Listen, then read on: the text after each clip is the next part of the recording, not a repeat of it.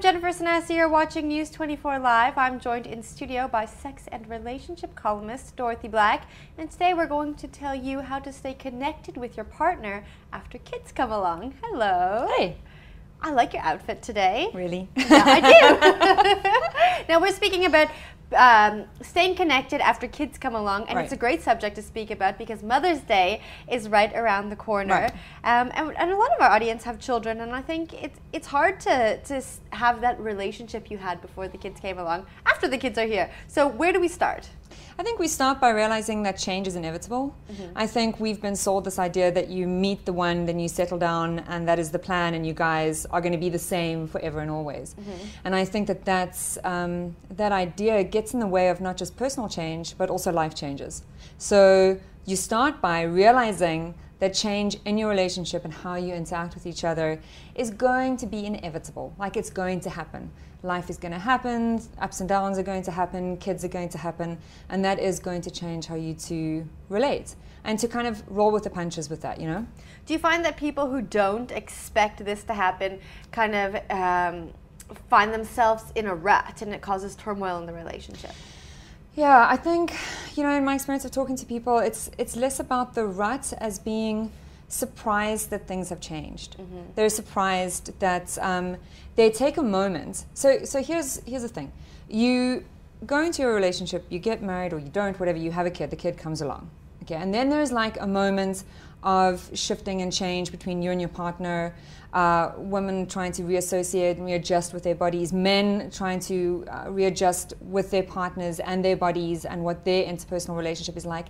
And then they think that that is forever. So they take a few months where there's a little bit of distance, maybe there's a little bit of body discomfort, maybe the sex isn't the same, and then they make long-term decisions and long-term judgments based on a short-term situation because they're surprised that things have changed.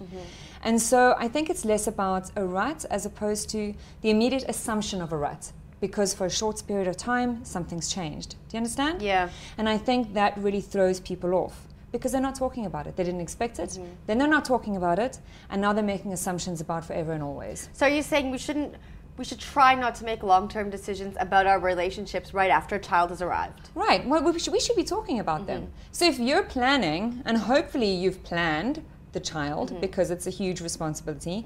If you're planning to have a kid with your partner, or you just fall pregnant, whatever the case is, and you plan to stay with the partner, that you are constantly talking about how you see things moving, how you imagine them changing, what you would do if they change.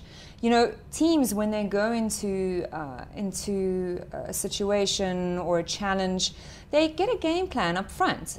What's going to happen if? What do we do when this happens? How are we going to manage these crises?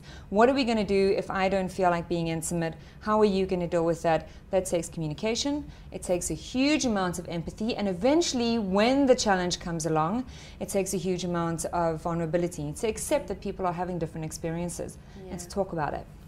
Now, I know it's important to talk about it, but you also need to stick to those things you say. And I think it's so easy for people to have something happen and then just kind of curl up into a ball and think, oh, my life is so bad. And Right. Because we assume that our experience is more intense than our partner's experience. And I think for mothers especially, that feels like such a huge reality because they've just been through this entire process. It is their bodies that are being constantly like taken for granted, and that are constantly, there's no boundaries there, they're constantly giving. And so I think it's difficult for people to settle into that comfortably. And you could have, you know, you can have a game plan, but also understand that the game plan, part of setting up a game plan is that you're talking about it, but to understand that things can change. And so when they do change, to talk about that. And if you feel like you're pulling away from your partner, to talk about that. And so yes, sometimes it's difficult to stick to what you wanted to do and what your plan was, but as long as you keep talking, as long as you keep like opening up to the possibility of communication, then you're going to be okay. But you need to make a decision to open up and talk, and to be vulnerable, and to have empathy.